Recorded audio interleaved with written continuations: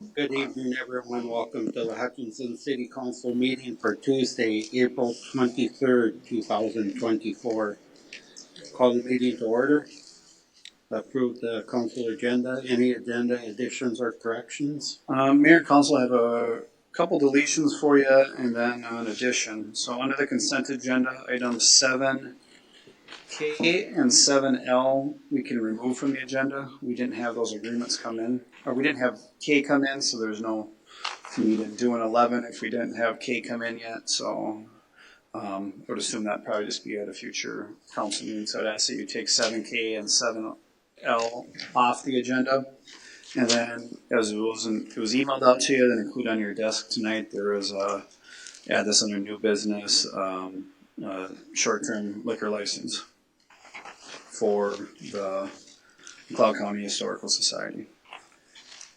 You want to put that as We can do that under new business, 13A? 13A or something, yeah, that'd be fine. One more. I'll make a motion to approve the agenda with those changes. Second. Motion by Chad, second by Pat to approve the agenda with additions and corrections. Any other discussion? All in favor, say aye. Aye. Opposed, say nay. Motion carries. Invocations from River of Hope Church. Good evening. Good evening. Thank you. Yes, Pastor Hans Peterson from River Hope. This happens to also be my week. I'm doing radio devotions with KDUZ, and the only person that can double call me is my. It's a $50,000 I fine. even turned my phone Is it off. the big guy? My son, he must have double called me. So. Oh boy. Just when you came walking up to, perfect timing. So. Oh, at least I wasn't in the middle of it. Anyway, I was going to say, I was the theme I'm looking at this week is the arms of God and the arms of God's loving embrace. And I also I'm just thinking about that in terms of Hutchinson and the way in which Hutchinson as a community opens its arms to those who come into this community and those who have been here long term. So with that image in mind, the image of an opening arms of love, let us pray. Good and gracious God, thank you. Thank you for the gift of this community of Hutchinson. Thank you for the city council members and all those gathered tonight here to discuss and lift up the concerns of the community. Give them guidance, wisdom, courage as they go about discussing the matters at hand. Thank you for the commitment they have made to be here tonight and to serve. Thank you for their families. We pray for them as well, as it takes a supportive family to end up having to serve in this position. So thank you once again for all those gathered. Thank you above all for your abundant and welcoming love. We pray this in your name. Amen. Thank you. Next, a Pledge of Allegiance.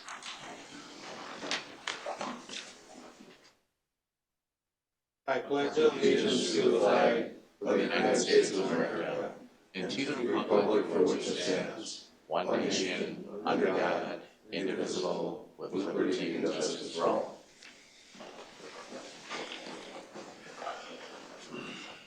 Recognition of gifts, donations, and community service to the city. Does anybody have anything?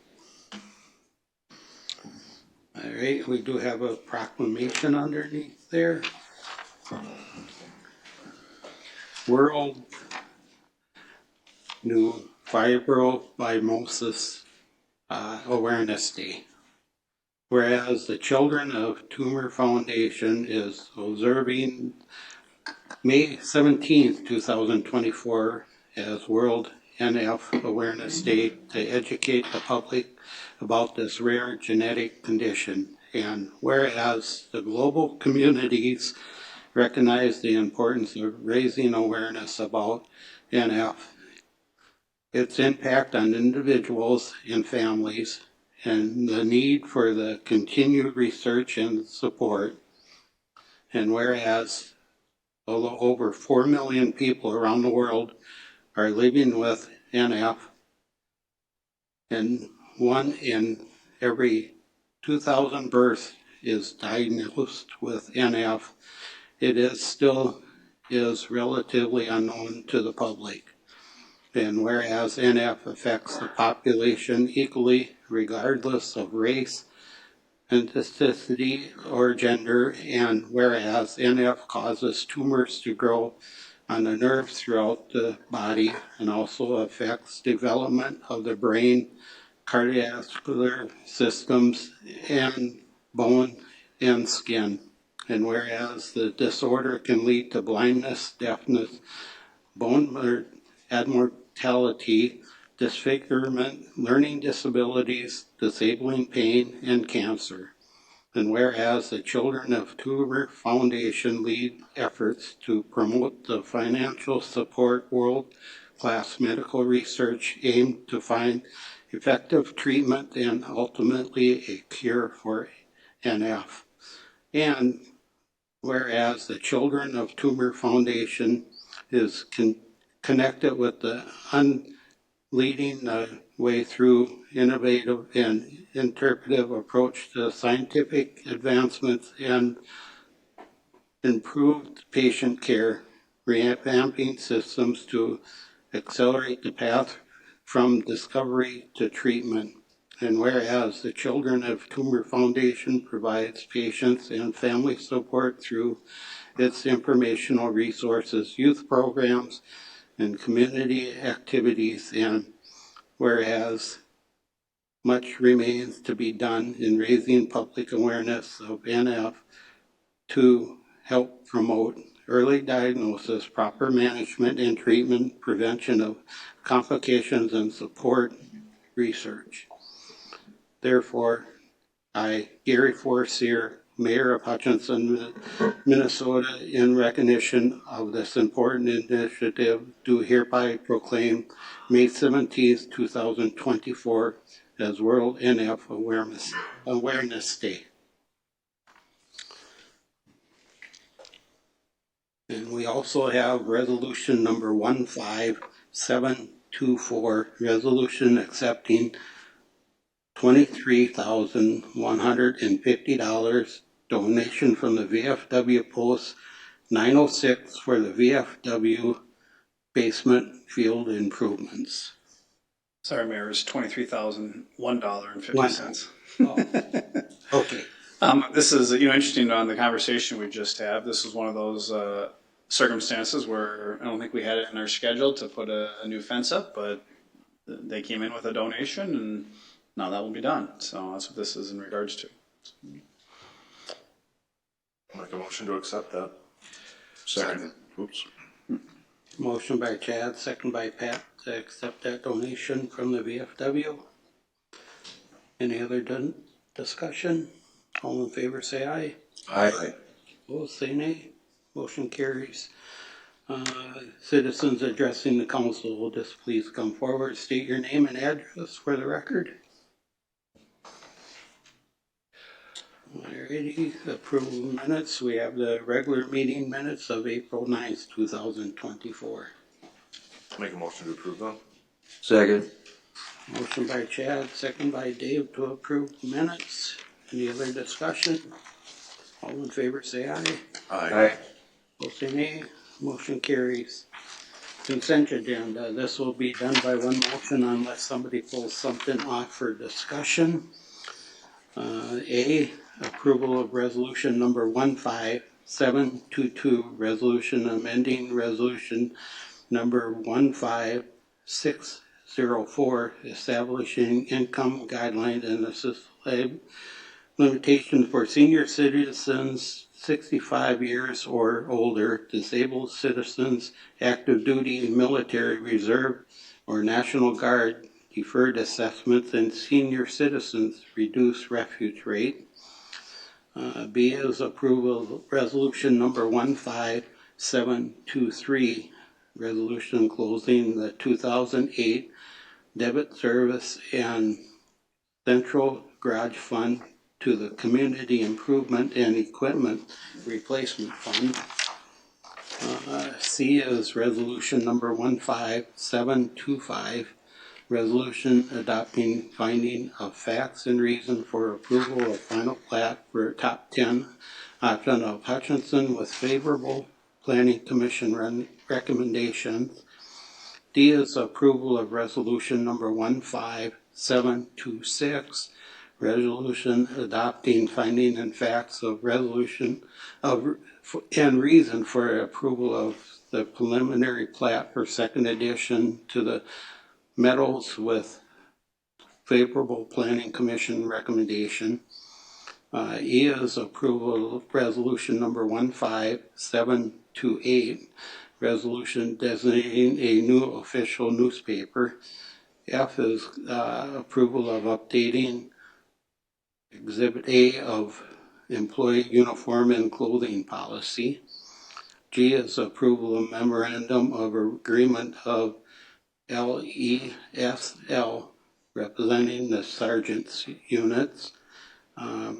H is approval of Fifth Avenue Northeast Industrial Park Pond Project.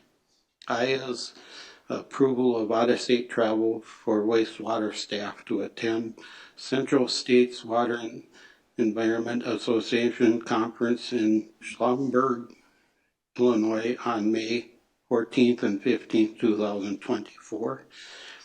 J is approval of purchase of replay clear totes. We go down to M, approval of Gopher Campfire Dinner with the Deer event on May 2nd, 2024. And is approval of issuing parade permit for the Memorial Day Parade on May 27th, 2024. O is approval of Hutchinson JC Carnival request. P is approval of Stroll for Hope, formerly Relay for Life event being held on August 2nd, 2024 at West River Park. And Q is claims appropriation and contract payment. Does anybody want anything pulled off for discussion? Motion to approve consent agenda as presented. I will second. Motion by Pat, second by Chad to approve the consent agenda as presented. Any other discussion? All in favor say aye. Aye. Yeah. So say nay. Motion carries. Alrighty, we're going to update from River Song Festival Committee.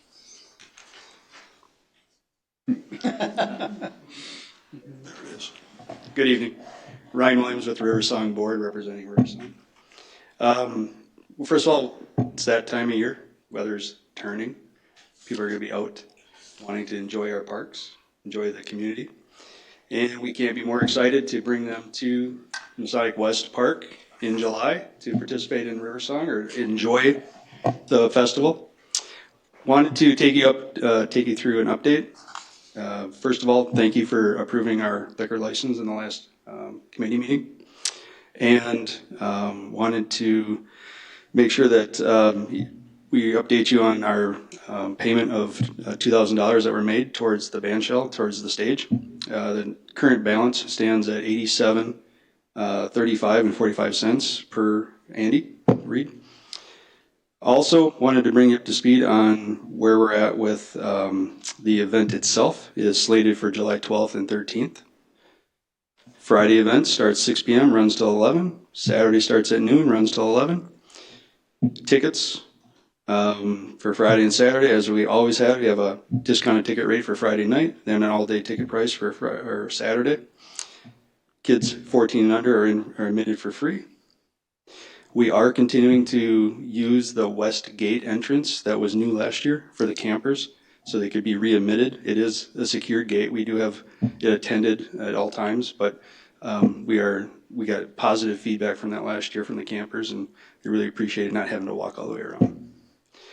6 food vendors will be participating this year. That's in par with previous events. And we are improving the family kid-friendly events this year. We're going to have family-friendly yoga to start the morning on Saturday. We have the Jolly Pops at the early concert, and then we have the Bubbler, who, if you hadn't seen him last year, if you weren't at the event, the kids are just running all over playing with the bubble machine that he makes. So very kid-friendly event on Saturday. And we had tremendous weather last year, so we're hoping for the same this year.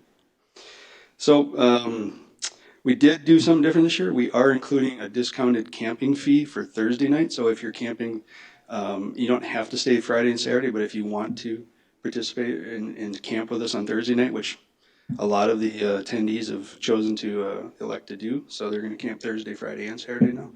And we added a kind of a discounted rate for Thursday night, being there's no events going on. So that's really, we wanted to provide you an update and just thank you for your support. We have Betsy pounding the pavement to secure and finalize all of the local sponsor support. We're in a really good space with that, and we're looking forward to an event. So unless there's any questions or further updates you'd like from us, we're just providing that to you all. Thank you. Well, we look forward to seeing you in July. Thank you. Thank you. Look forward to going.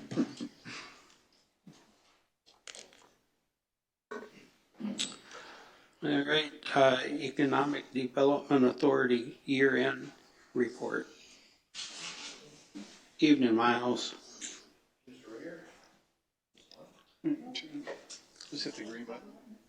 There. Okay, how about that? Yep. Okay, Mr. Mayor, members of the council, I'm going to speed through this here as quick as I can. So this is our annual report from the Economic Development Authority. If you guys have any questions as I go along, don't hesitate to stop me and I'll be happy to answer them. Just real quick, you know, our mission at the Economic Development Authority, it's really redevelopment, creating jobs, pushing forward manufacturing in our community. People ask why manufacturing, why do you focus on that? And there's really three big reasons. Number one, out of all the economic sectors, manufacturing has the highest weekly wages that get paid. So that's at the bottom of the chart. So second, it's the highest economic multiplier. So as a company earns income, it actually generates additional economic activity in the community. So it's higher than any other sector. So big economic multiplier with manufacturing. And then also there's a job multiplier. So each manufacturing job created results in the creation of anywhere from 5 to 7 other jobs in the economy. So for all those reasons, that's why we put a lot of emphasis on manufacturing. Those are our strategies. I'll be going through those as I make the report. Business retention and expansion, that's our bread and butter. That's the basics of economic development. So the existing business community that we have, that's our number one source of new job creation. So that's why we want to take care of those folks. Anywhere from 60 to 90% of new jobs in a community, it comes from your existing companies. So that's where we put a lot of our effort. So for 2023, we did 13 visits, and I pretty much have all the manufacturers on a 12 or 18 month rotation to go visit those guys and check in on them. We did a census of our local manufacturers, so we surveyed 31 companies, and that's the results of our survey. So out of the 31, there was 3 that we did not get responses from yet. I'm still working on those. 13 of them have employment that's higher than 1 year ago. 3 are just the same, and then 12 are a little bit lower. Most of the ones that are lower, very minor amounts, one or 2 or 3 employees. So it's not like big drops. Probably the most notable would be 3M because they've had a hiring freeze now for probably a year. They just haven't been replacing people as they retire. So they're down, probably 250 people. But in talking with their HR people, they say by the end of the summer, they hope to go into a hiring mode and be adding in quite a few people. So no major concerns there. And then out of the 31 companies surveyed, 16 of them are hiring right now. 12 of them not hiring, 3 no response. So between the 16 companies that are hiring, there's probably 50 or 60 job openings in the community today. Strategy number 2 is business incubation. That's the Hutchinson Enterprise Center. So in 2023, we had 2 companies graduate. Innovative Foam bought their own building just outside of city limits to the east, 8,000 square foot building that they renovated and moved into, and they're doing well. And then RD Machine had rented 2,000 square feet from us to experiment with water jet cutting, And they told us at that time that if the experiment was a success and it generated new business, that would trigger an expansion of their main building. So it was a big success. There was a big expansion, so everything went really good. Right now we have open spaces in the Enterprise Center, so we're currently prospecting for new tenants. So hopefully we'll get something in line here before too long. Strategy 3 is business attraction. This one's a tough one, and I'll just say straight out, it's a low percentage strategy. It's really hard to get companies, if they're in one community, to expand in another community. That's just a tall order. But we've got a pretty robust marketing effort. You know, we are working multiple channels, and we do have prospects in the pipeline. So some of them I've been talking with over a year, try and get them to do something. All we can do is keep working on them, and you know, occasionally we get one, but it's not a high percentage thing for sure.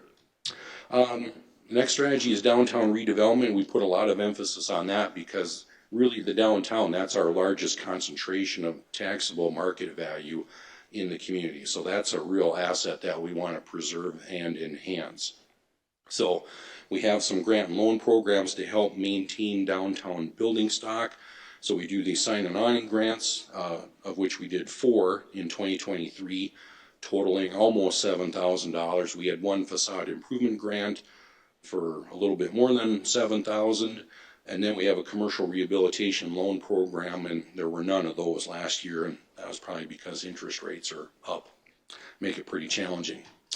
And then we have a number of redevelopment projects that we're working on. So Jorgensen Hotel redevelopment, as you'll recall, I think it was very early in 2022, we had been approached by a developer who bought the Jorgensen, and he wanted us to help him move this project forward with a redevelopment TIF district. So we did that a little bit more than 2 years ago.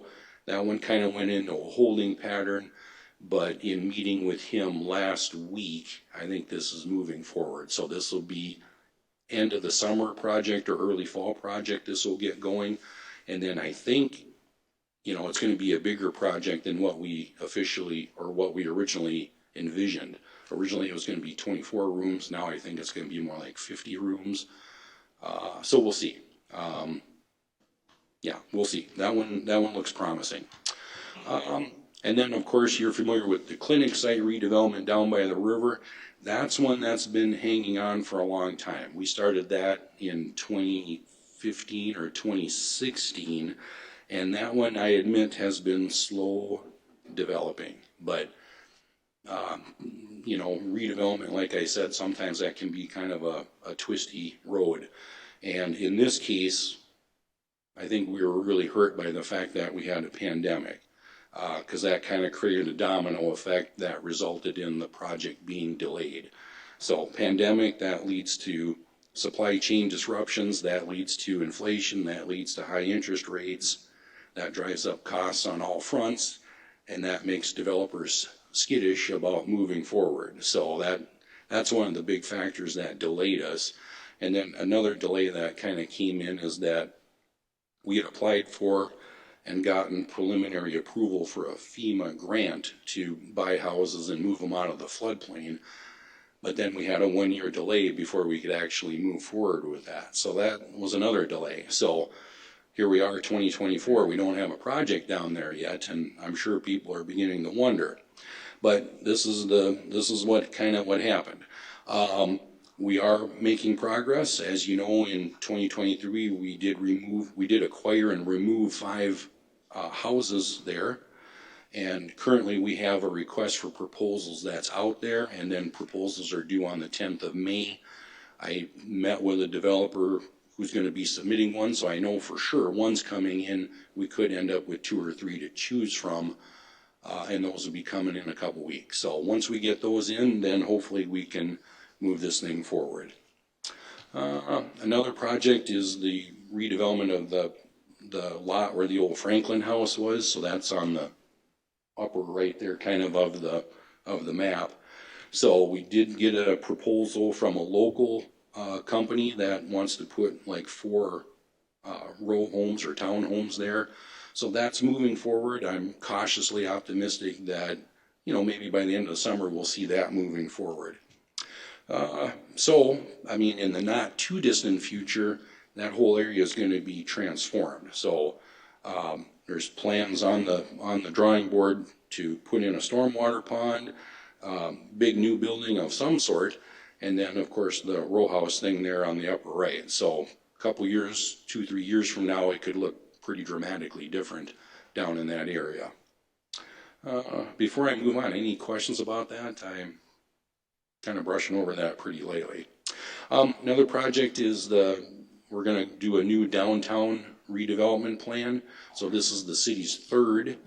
We did one in 2003 approximately. We did another one in 2012 or 2013, and those were both very successful. So now we're doing an update, and this is a partnership between the city and the EDA to help fund this.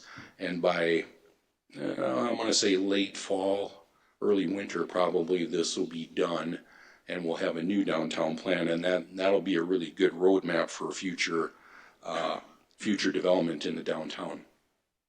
Another strategy that we put a lot of emphasis in is downtown or talent development. Workforce, that's the number one issue that companies struggle with. Like I mentioned, we've got 50-60 job openings now. A lot of our workforce, to be fair, they're closer to the end of their working career than the beginning. And so we're going to see more and more retirements. So this is going to be an issue that's going to be with us for a long time.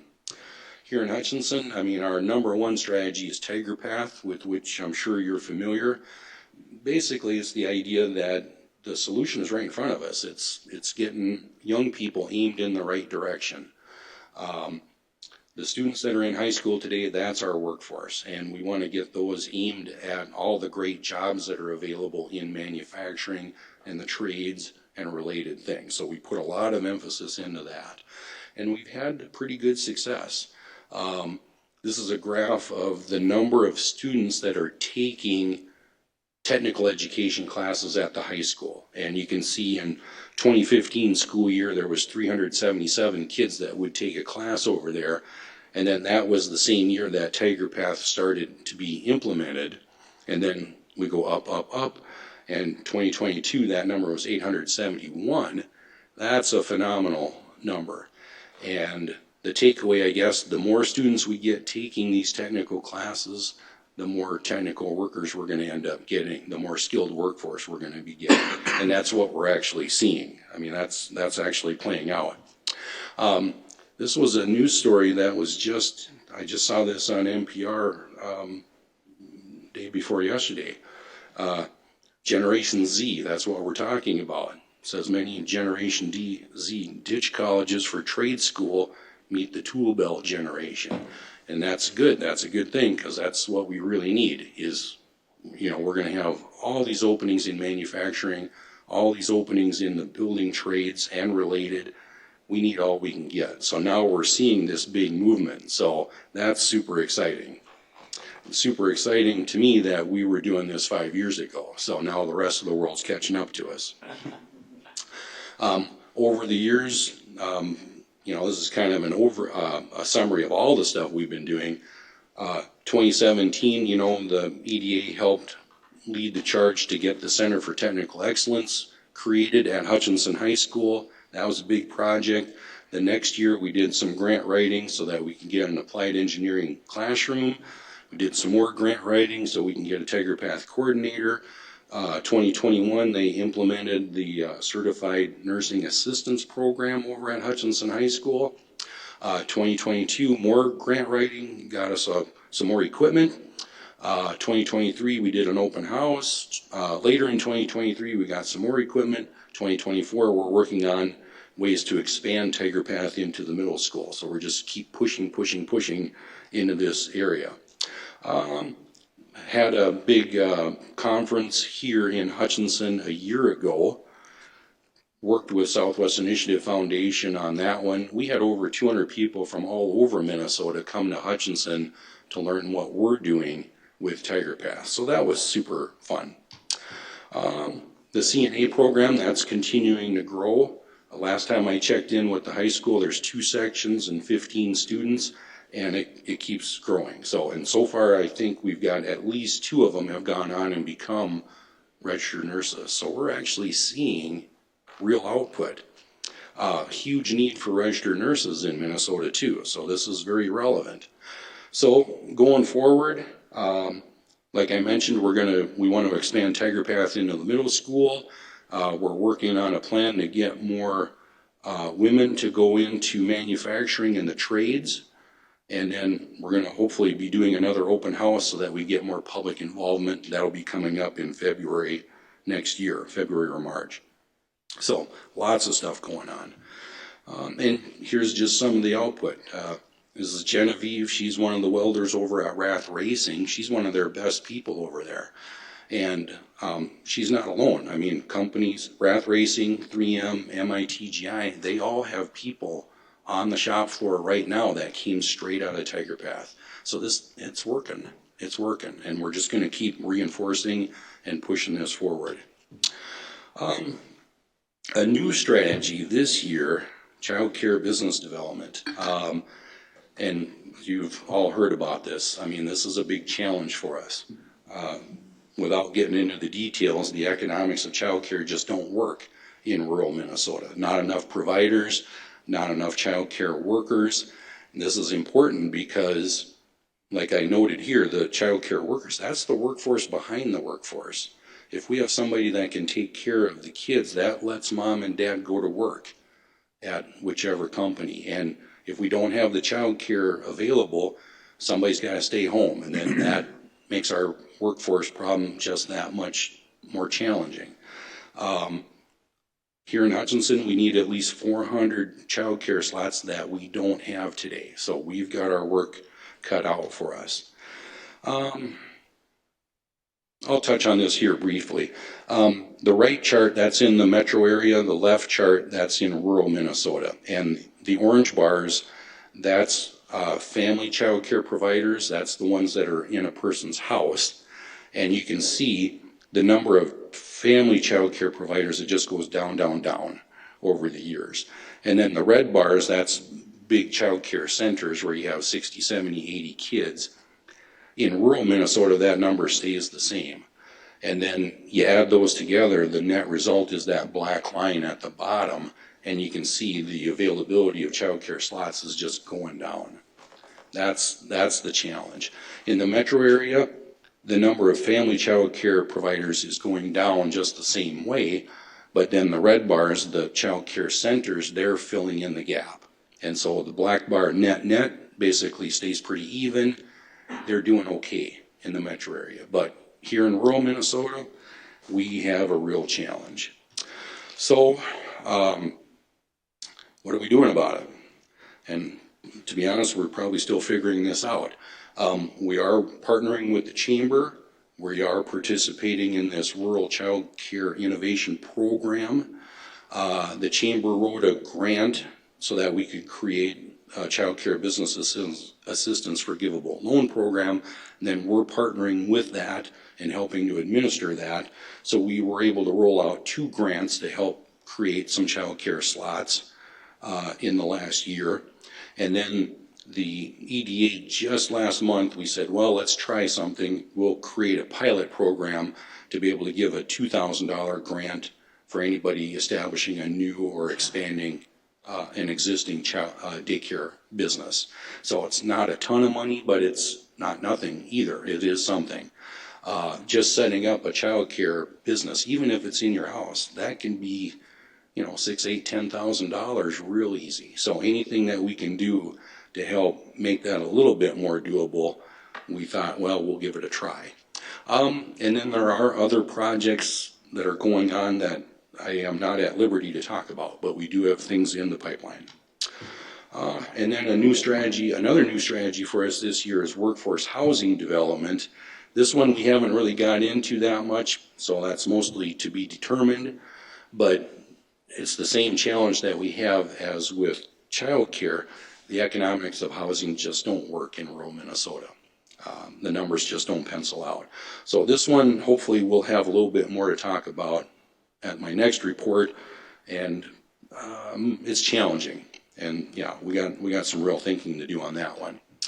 And then just to wrap up, a couple little results over the years. So this is kind of a cumulative thing. The Economic Development Authority were funded by the taxpayers through a tax levy. Since the levy was implemented in 2007, the taxpayers have supplied about $2.8 million for us to do economic development. So we do grant writing. The grants obtained in that same period over 6.1 million. So not only do we double the money and then some. So I mean, we're bringing resources to the community. So we more than pay for ourselves. And then not only the grant dollars, but then also jobs created, wages paid, tax base expanded. So we want the taxpayers to know this is a really good investment. They put in a certain amount that more than doubles, triples, who knows? It's a big number. And then manufacturing expansion, we've had extreme success in that. Since 2017, we've had 18 companies expand. That's filling vacant buildings or building additions or new buildings. We've added over 850,000 square feet of manufacturing just in the last 6-7 years. And that is a phenomenal number. Just to kind of put that into perspective, that'd be equivalent to 28 and a half 30,000 square foot buildings. That's a heck of a lot of manufacturing. Another way to look at it is we added about another half of a 3M plant. The 3M plant here in town, that's the largest 3M production facility in the United States at 1.4 million square feet. And we've added half of that again with new manufacturing. So, I think we're making progress. The big issues in front of us, skilled workforce, like I said, that's the big challenge. So kind of related to the earlier discussion, the community amenities, that is important because companies will call me and they'll ask, what's your plan for workforce? What do you got for industrial park? What amenities do you have for my people? I mean, they just ask that straight out. So we absolutely need to have an answer for those guys. Housing is a real challenge. And then, like I mentioned, childcare. I would say those are the big three. So I'll say thank you for your support. We couldn't do it without you. I mean, it's the support of the council that makes everything possible. So on behalf of the EDA board, thank you. We truly appreciate it. We get stuff done, and it's because of you guys. Any questions? Keep pounding pavement. That's our motto. All right. Thanks, Miles. You bet. Thank you very much. Discussion on sign banner ordinance. Mayor, Council, I know this got brought up at the end of our last council meeting. I had sent out just some information, giving you some history on when that banner ordinance went into effect. I know the mayor spoke with me and said he'd like to have a conversation on that tonight, and so I guess that's why it's on the agenda. As I noted in our board action form, this actually went into effect back in April 2011. I know it was an initiative of 2 council members at the time, and I think there was some concern at the amount of banners going up and how the temporary nature of banners were becoming more of a permanent nature, and so that was, I think, what was the cause of the banner ordinance. But as requested, we put it back on for any discussion. If there's a desire to see something changed or amended, staff could work on doing that to present something at a future council meeting for consideration. Well, I guess since I brought it up, I just thought that, when I talked to Matt about it, he, said that changing it or changing some of it, it'd be maybe easier just to suspend it for a year and, see how it goes. We're trying to keep businesses in town, and if they can throw a banner up to survive for a little bit, it's I don't think that's a bad thing. I think if I read it, it's 2 weeks for a temporary banner. You know, and I'll just give an example, like, River House. You know, they have their drink specials and whatnot out there. Dan, is that something that would be fall into that 2-week banner deal? Well, you get 3 15-day periods per year. Okay. So, and the idea is And it's for they- special events. So that would give somebody, they have to do 3 separate ones, they could run it consecutively 45 days, is that what you're saying? You can do consecutively 45 days, or you could pick, come in and get one for your first event and then, 2 subsequent ones. We don't really police that, do we? I mean, We try to, within reason. I mean, it's, sometimes, we see them and, hey, that doesn't have a permit, and we send a letter, and sometimes we get a complaint, and sometimes we don't notice they're out. But we try to do our best in policing it. So Gary, what do you feel about the sign ordinance? It's not working, I mean, Well, it's more or less the banner part of it. that's what I'm saying. Like, Yeah. what about it? I mean, have you talked to people that want to put up more banners in the 45 days, or?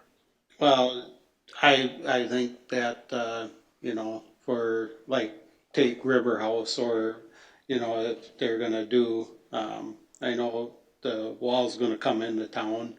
And I think that this be, just convenient for them just to put it up and not, have to pay, I think, what is it, $65, right, Dan? No, it's Or $60. $60? Yeah. Per 15-day period? Yeah. per sign? Yeah, but you're only supposed to have one sign per that 15-day period. Or if you do 3 different signs, it's one different sign for each event in essence. So again, not to pick on River House, but they've got 3. I mean, I notice them because I'm on Main Street a lot, and so that would be $180. Well, I think we only charged them 60 for the total Okay, in this okay. case, but Just one, yeah. um, And I'm not picking on them, No. that's the one that comes to I mind think- because it's visually there. Yeah. maybe a couple things to keep in mind is that the idea of the banner sign is that it's to promote something more temporary and not replace a permanent sign. And I think what we saw before was that they were ending up being just up all the time. And that's why back in the day, Matt had noted it was 2 council members. Really, I think it started with 2, but it was a unanimous decision that the planning commission and council amended that banner sign ordinance to something that was a little bit more easy to enforce. The other thing at that time that happened was you have on-premise signage, like for instance River House or whoever, and then you have off-premise. There was a lot of signs popping up all over town, and then they go up and they're nice and tight, and then all of a sudden the wind blows and then they're flopping in the wind and the event's over and then the signs are still there. So at that point we kind of eliminated off-premise banner signage. So that's just a little bit of historical context. I don't see anything wrong with what's there right now. I don't know. I mean, that's just my As far as leaving 2 it, cents. Yeah. yeah. I don't want downtown to look like a flea market, Yeah. No one does. and I think if we open it up and have signs everywhere, because I don't think the ordinance is overreaching. It's not that restrictive. I think it's pretty good. I mean, it seems, it seems like a pretty good. Yeah, and we haven't, I'll be honest, back when it first started, we probably were, it was more on topic. And now, if we see that somebody doesn't have a sign out or a permit, we let them know. But it's not like we're out every day looking for banner signs. So I'm sure there's some out there that maybe aren't permitted or some that have a permit that expired. But again, in general, I think the problem, if I call it a problem from back in 2011, it's less than it was after we put the rules in terms of, just not having them be the visual impact, I guess, of it. Again, we understand that it's important to advertise and we want to get the businesses, people there. And I was the one that had suggested to Matt that, if there was a willingness or, just as an option is, hey, if you wanted to just see what would happen if you do away with it, you could just suspend the ordinance for a year, look around and see is it being abused or are people being reasonable about it. But I think at the same time, from staff perspective, there was a reason why that was put in back in 2011. And in general, it seems to have worked quite well. I know there's one up, one of the banks has had a banner up on their building since last, probably August, and it's still up. It's, Yeah, it's, so- this is a difficult kind of situation because you get into kind of First Amendment on property too, of what you display. You can't stop somebody from putting something up in their yard. Well, the difference, it's a good point, and there's been some court cases on that. If it's commercial advertising, then it's not like a free speech thing, or if it's a personal opinion or something, then we can't regulate those. These are more advertising type signs. I think, just looking at it, because you're $60 a sign. I mean, we're charging $60 for somebody to hang up a sign. I'd rather look at maybe doing a moratorium and then looking at maybe a yearly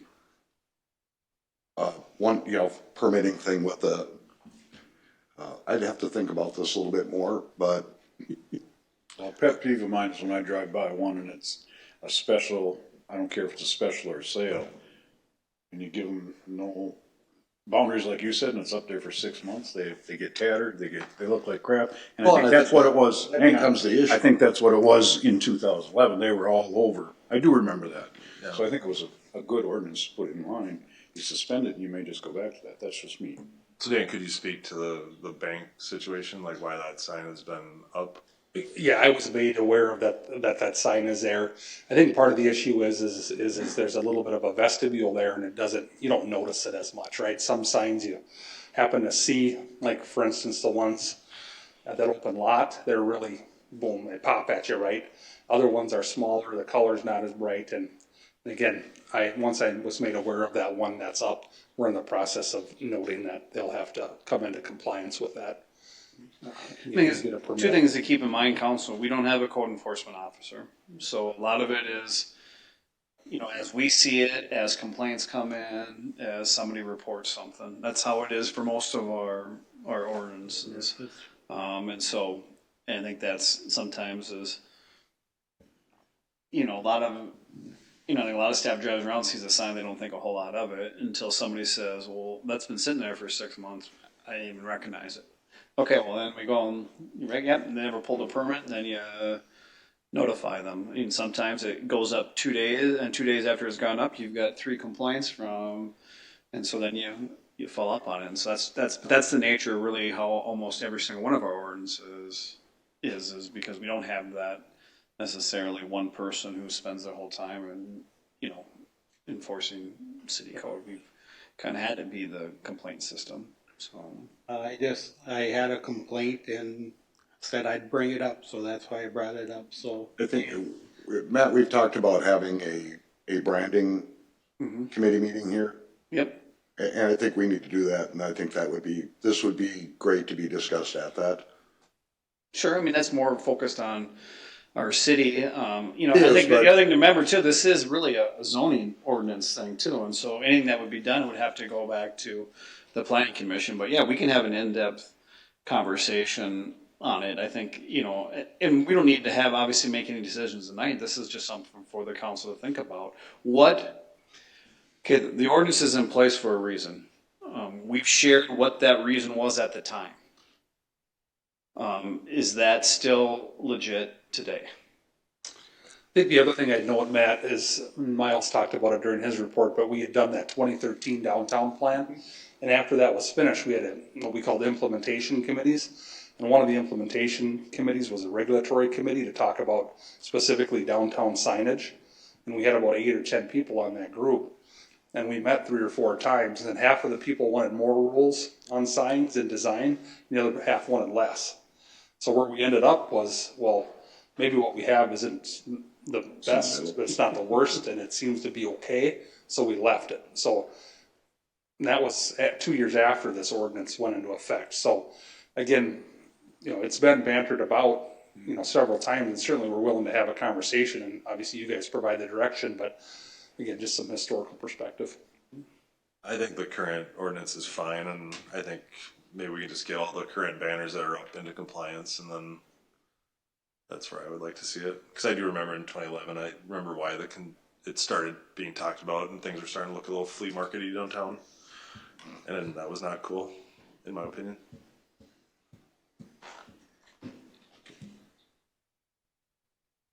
I guess what's the consensus? You want to leave it the way it is, or you want to have more discussion on it, or? I'm for leaving. I think it comes down to how we police it. If the sign is serviceable and is pertinent, you know, otherwise we're gonna be chasing signs all over the city. And we've got them banners up and they're falling down. I think if they're serviceable, they're correct, they're up, that we're not chasing around just for the sake of, you know, one that's ripped up and hanging off, flapping off a building, yeah. But if they're serviceable and pertinent to today's information, I would be comfortable with moving on from that.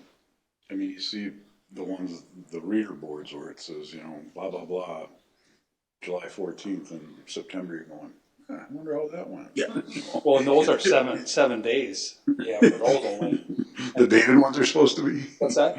So if someone has the one that has the interchangeable letters, that's Yeah, supposed 7 to be. days, and there is a deposit. And again, we try to keep track of those. No, I meant like businesses that have permanent signs. that Permanent change. signs. Yeah, Oh, yeah, that's but what I different. get is, I thought you meant the ones that are like the trailer ones where you bring in and say, hey. no, yeah, that, yeah. Okay. No, Sorry. And we can certainly make it more of a concerted effort to maybe over the next year, just to make sure that we're being consistent, and not that we haven't tried to be consistent, but just cognizant of the enforcement side to make sure it's being administered fairly and the same to everybody.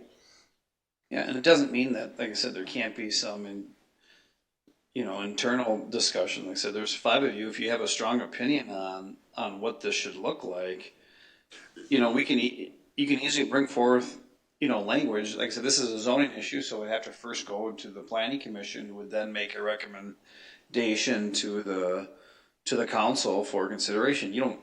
Council doesn't have to go with the recommendation of the planning commission, but it could be something that you could even pass on to the planning commission to study and evaluate. And I also know with our downtown plan process, we have a steering committee and we're having some public open houses.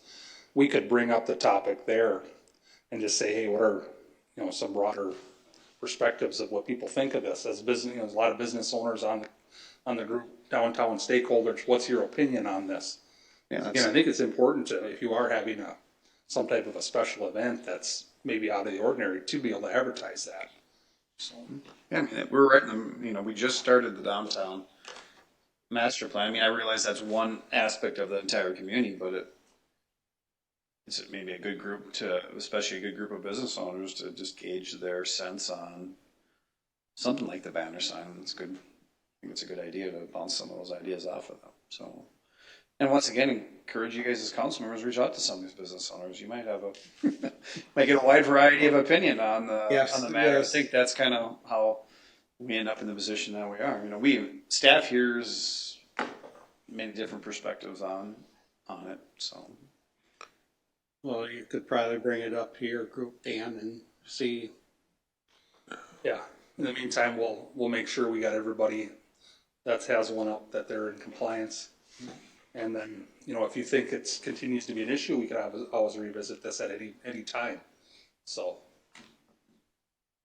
All right. Anything else, guys? All right, thanks, Dan. Thank you. No unfinished business. New business, awarding bid for the city center roof replacement project. Evening, JJ. Good evening, Mr. Mayor and council members. Tonight, we're asking for your approval to move forward with replacing the city center roof this time. The roof is currently 20 plus years old, showing signs of disrepair. We will plan to replace with the TPO roof system with additional installation to meet our 30 code or insulation value. This has been on the facility committee's CIP list for 2024. We went out for public bid, did receive 4 bids, with the second lowest bidder as the most responsible bidder at a cost of $231,500. So with the facility committee's recommendation, we'd ask to move forward with that and get this completed this year. I will note to the council that the company that submitted the low bid did not meet the bidding requirements, and so that's why we would ask that you not consider that low bid and go with the second lowest bid. So, I'll make a motion to approve it. Second. Thank you. Motion by Chad, second by Pat to approve. Any other discussion? All in favor, say aye. Aye. Opposed? Carried. Resolution number 15727, resolution amending the 2024 position classification table and pay grid. Evening, Mayor and Council. When I joined local government, I was told that it's rigid, but I've been here to change this classification table like 3 times this year, so I just want everyone to know we can be flexible. This is your last time. Last time for this year, maybe. I don't know, no promises. So, as you're all aware, local law enforcement or law enforcement in general is really facing unprecedented times for the labor market. Earlier this year, we adjusted the police officer position to a grade 165. You'll recall that. In kind of efforts to make sure that compression is reduced and we're recognizing kind of the increased demands on all of the positions in PD. We are changing the sergeants to a newly created 185 grade, the lieutenant to a 200, and the chief to a 240. This is all retro to January 1st, which is in line with the collective bargaining agreements that are in place for the officers and for the sergeants. So as I noted in the board action form, the city is committed to maintaining is equitable pay, fair and equitable for our police officers, sergeants, our lieutenant, our chief, as possible. So any questions? I would ask for approval. Motion to approve 15727. Second. Motion by Pat, second by Tim to approve. Any other discussion? All in favor, say aye. Aye. Opposed? Carried. Thank you so much. Resolution number 15729, resolution assigning public safety aid and retaining ARPA funds. yes, Mayor and Council, we've got 2 separate funds here. One is the federal ARPA funds that we received, I think, back in 2022, if I recall. I should probably look at my own board action form that I put together. We've, expensed most of that money already in the last couple of years. There's still about 107,000, just over 107,000 that's remaining of that amount. And so we're looking to assign that. We've, one of the projects is replacing a lot of the AEDs at various city facilities, and then using the remaining amount to pay for a portion of the parking lot project at the fire station. And then on top of that, we received late last year, it was a part of last year's, I believe, bonding budget package. The city received $643,408 in public safety aid to go for various different projects. Staff has been working, I guess, the first 4 months of the year to identify where those funds could be expensed, and that's included as a part of the resolution that's in front of you tonight for consideration. We kind of broke it off into 2 things. One aspect being employee wellness and safety, and then the other aspect being kind of vehicles and equipment. And so with what's in front of you tonight for consideration, it's a total dollar amount of $603,780. That would leave a balance of about $39,000, and staff just felt at that time just to leave something in case something happened to pop up throughout the year that we maybe didn't think of that would be an eligible use. Just a reminder, this was one-time money that was given to us by the states. They did have, some restrictions on what it could be spent on. Staff feels comfortable that this meets all the needs within the guidelines that were established by the state. And so with that, I'm open to answer any questions that you may have on any of the proposed projects that we're looking to fund and the money that's being allocated. So I was looking at the dollar amount in my splash pad. Not mine. Public enhancement was one of the things I think we fall under that. Not to take away from the things you picked, I just always put my jab in. It was squad cars, that was some of the things. Yep, squad cars, and then splash pad will be considered. No, I'm just teasing. I don't think that falls under the guidelines of the state, but you know, I know, and if Tom wants to speak, he can. But there's some virtual training. A lot of this has to do with the emphasis at the state on kind of that mental wellness aspect of being a police officer, and so that's where the virtual training system comes in. The Minnesota CIT training. We've got some fitness center equipment is really that, you know, on the police side, and then on the fire side, it's more of kind of, you know, the HVAC, air quality. There's been a lot more cases of cancer within the fire department, and the bottle fill station. That's where we're kind of on the health wellness, and on the equipment. We can't use it on the police station, and so it was, well, we've got squad cars. We know we have an issue with funding within our fleet. We know we've got the parking lot project out there, and then it's funny because, you know, you can take it as you may. The legislature specifically said you can't use it to build new law enforcement centers or police stations, but you can for fire stations. That checks out. So, so we're using a portion of that with for the parking lot, and then we've got some equipment and tools out of that. So, yeah, Tom, if you want me to address some of the training, I certainly can.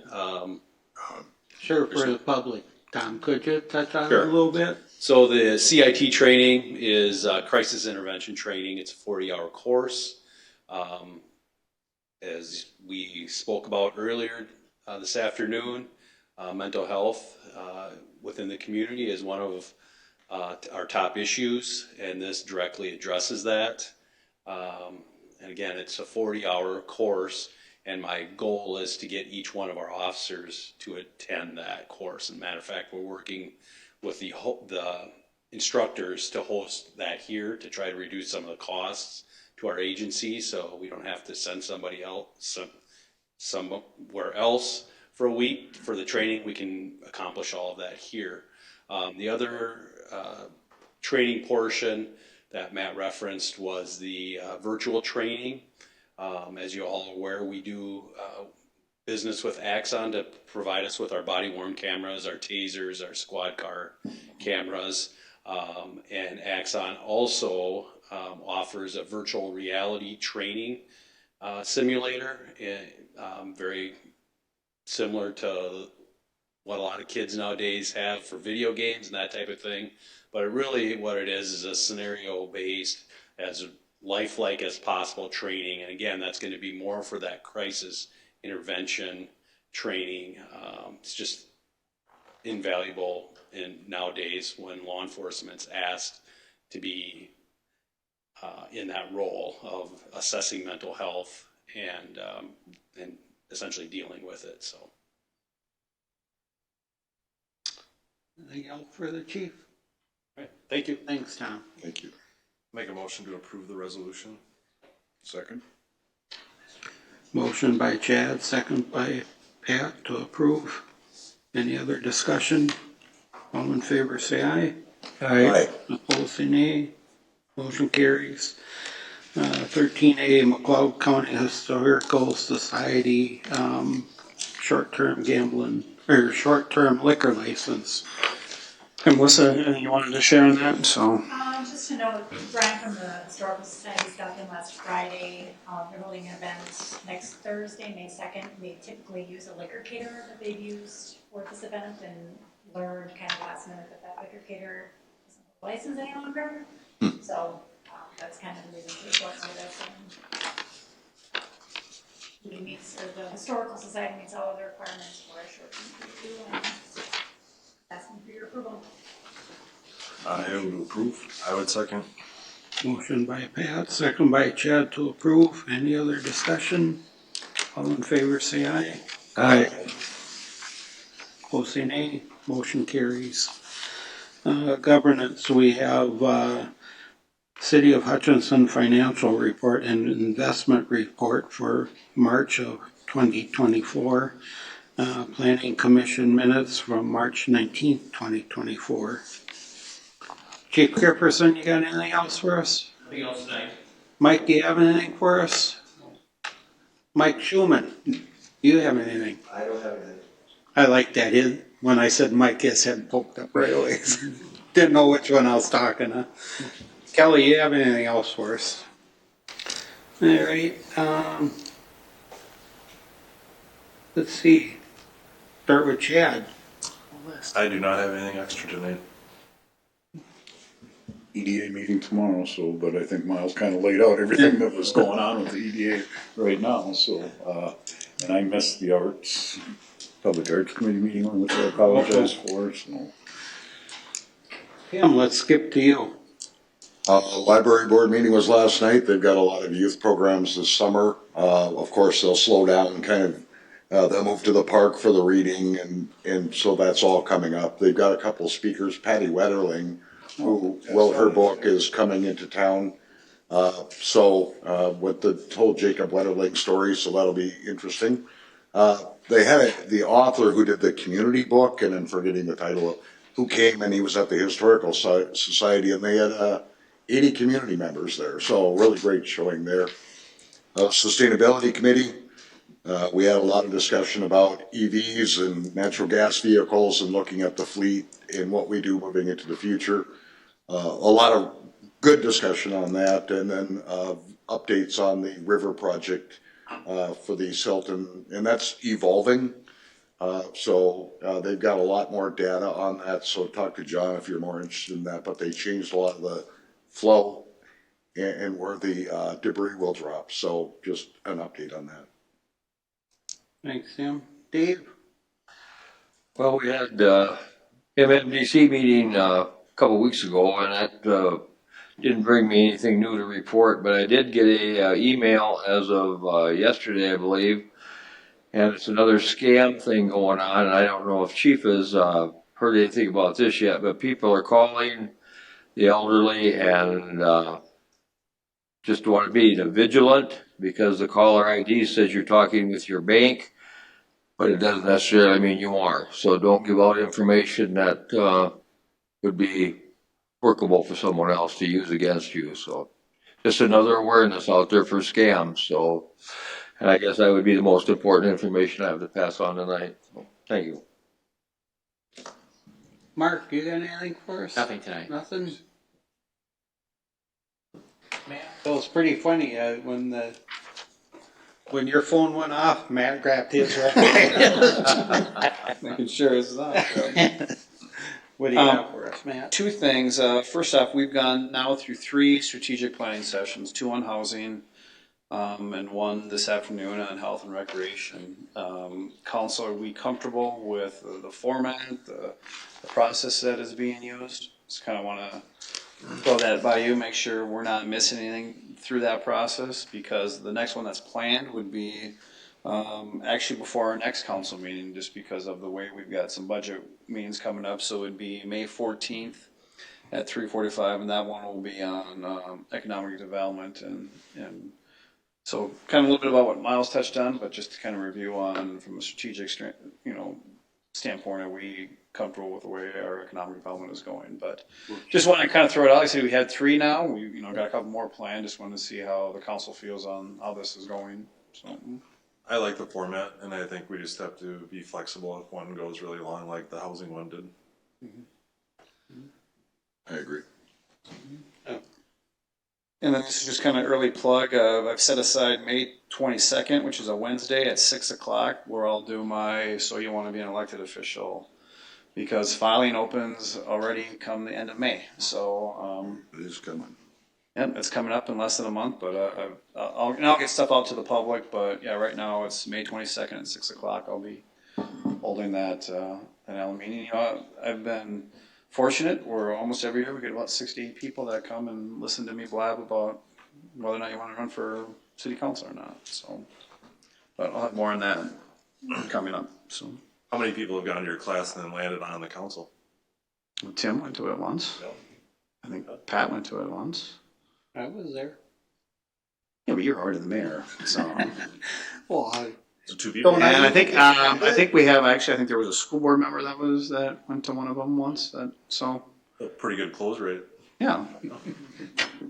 I think so, depends on. Close rate. Motion to adjourn. Oh, Gary's turn. Gary's turn. I was aware of that. No. Not too much going on. You know, the HRA, we do have quite a few vacancies at Park Towers, so if anybody's looking for any housing, can apply at Park Towers. Housing market's still pretty strong, so just forgot my sheet. Do they have any assistance there, or no, that's all your own at Park Towers? Financial assistance? No, Or, it's not assisted living, but I mean, no, okay. No. I guess I knew that, but I just was. Yeah, they do have some handicap accessible units. Yeah, yeah.